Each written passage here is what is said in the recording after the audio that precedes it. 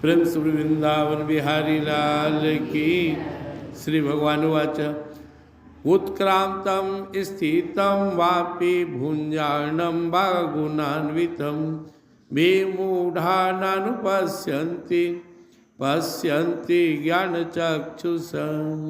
उत्क्रांतं स्थितं वापि भुञ्जानं वा गुणान्वितं विमूढानानुपश्यन्ति पश्यन्ति ज्ञानचक्षुषः। प्रेम सूर्य गीता माता की।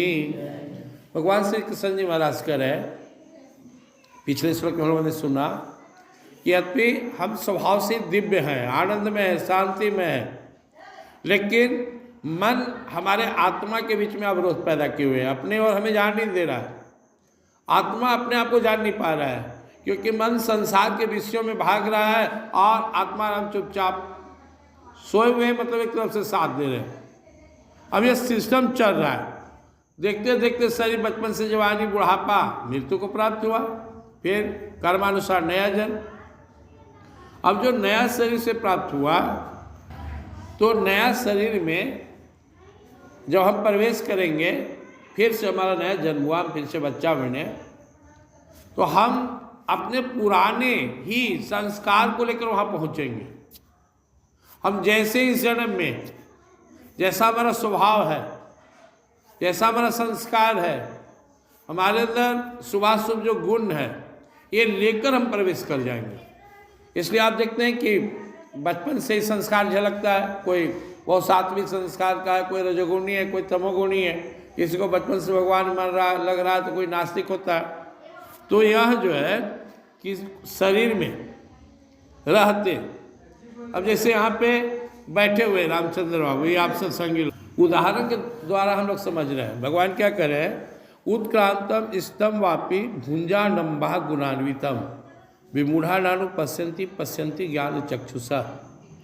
बचपन जवानी बुढ़ापा मृत्यु गुजर जाता है, लेकिन मूढ़ कभी नहीं समझ पाता है कि हमारे अंदर भी कोई बैठा हुआ है जिसकी वजह से हम हैं, और वही हमारा वास्तविक स्वरूप है, और वो परमात्मा ने हमें भेजा है उसे जानने के लिए।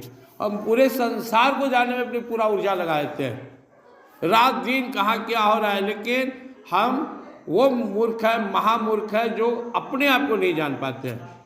तो फिर शरीर छूट गया। अब मान ली इनका शरीर छूट गया, अभी निकले यहाँ से, तो मूर्ख समझता है कि इनका चैप्टर खत्म हो गया, लेकिन भगवान कह रहे हैं पश्यन्ति ज्ञान चक्षुषा। जिनके पास ज्ञान, वो देखते हैं कि ये साधना की इतना, अब इनको अच्छा साधक है तो मुक्त हो जाएंगे, या फिर जो अगला शरीर मिलेगा वहीं से साधन भजन करेंगे। आपका जो पुनर्जन्म होगा, नया जन्म होगा, तो इस जन्म का सारा संस्कार, चाहे वो अच्छा हो या बुरा हो, सुबह सुबह वो सारे संस्कार वहाँ आपको प्राप्त हो जाएंगे। तो हम सब अगर अपने आप को अच्छा बनाने का प्रयास करेंगे, प्रयत्नादत्त मानस्तु, अगर हम प्रयत्न में लगे रहे, छठा अध्याय भगवान योगी के बारे में कहा, ये तो योगी क्या कहता है, योगी संशुद्ध किलविषा, धीरे धीरे योगी पूर्ण शुद्ध हो जाता है। अनेक जन्म संसिद्धा ततो याति पराम गतिम, कुछ जन्म लग सकता है, देखो भगवान को प्राप्त कर लेगा। जिससे बच्चा कोई कंपटीशन में लगा हुआ है, मान ली 2-4 नंबर से घटा, तो पकड़ता है कि कौन विषय में हम कमजोर थे, उसको ठीक करता है। तो साधक अपने उस कमजोरी को पकड़ता है जिसकी वजह से वो भगवान को नहीं लग रहा है, और कुछ तो नहीं है, केवल जैसे अभी कहीं बाहर बैठे हुए हैं और यहाँ के बैठ के सत्संग में, तो केवल हमें संग बदलना है। घर पर हम स्वाध्याय कर सकते हैं, गीता पढ़ सकते हैं, भगवत चिंतन कर सकते हैं, भगवान का नाम ले सकते हैं। हम जितना ज़्यादा उस पूर्ण पुरुषोत्तम भगवान में लगेंगे उतने पूर्ण हैं। हम पूर्ण हैं ही, लेकिन माया के वश में हम अपूर्ण सा महसूस करते हैं।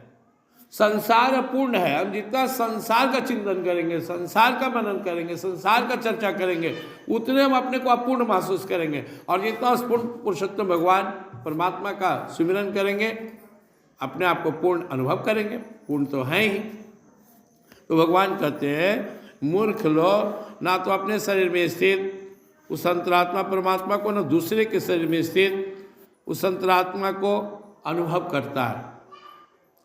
वो यही समझता है कि हम ही हैं, खाओ पियो मौज करो, ना वो दूसरे के अंदर देख पाता है।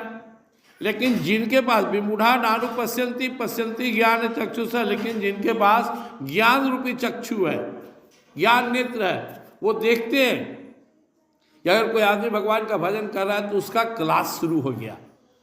अच्छा साधना किया तो इसी जन्म में, नहीं तो अगले जन्म, नहीं तो अगले जन्म आप परमात्मा की ओर लगे हुए हैं तो निश्चित रूप से आप उस परम तत्व को प्राप्त कर निकल जाएंगे। आप संसार की ओर लगे हुए हैं तो आप 84 की ओर जाने का तैयारी कर रहे हैं। यह ज्ञानी लोग देखता है, इसलिए वो अपने आप को भगवान में लगाता है। 2 मार्ग है, एक दक्षिण जा रहा है, एक उत्तर। जिसको उत्तर जाना है, पटना जाना है, उत्तर की दिशा में जाएगा। जिसको गया जाना है दक्षिण की दिशा में। जिससे भगवान से मिलना वो निरंतर प्रयास करे, कल से आज हमारी भजन अच्छा हो। हमारा जो समय संसार में है वो भी परमात्मा की प्रसन्नता के लिए हो, और जो समय बचे हम भगवान में लगाएं। आपको जितना ज़्यादा परमात्मा के साथ अपना अनुभव होगा, जुड़ाव रहेगा, सानिध्य में रहेंगे, उतने जल्दी आप यहाँ से निकलेंगे। आप जितना ज़्यादा संसार को अपने दिल में बसाएंगे उतना ही ज़्यादा भटकेंगे। तो भगवान ने कहा कि इस बात को समझो।